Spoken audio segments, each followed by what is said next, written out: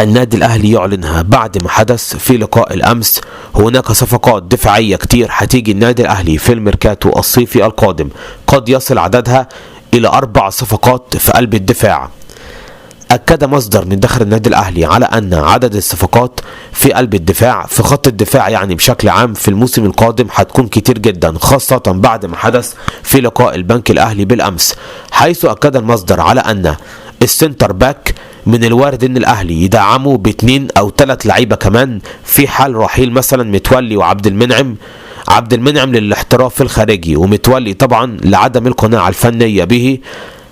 وايضا هناك استقرار على ضم باك ليفت يكون صغير في السن وعنده حيويه نظرا لتقدم علي معلول في السن واقترابه ايضا من الرحيل حال عدم تجديد عقده بنهايه الموسم الحالي، لذا يعتبر محمد شكري هو الاقرب للانضمام للفريق. وبالتالي النادي الاهلي سيركز على الصفقات الدفاعيه في الميركاتو الصيفي القادم.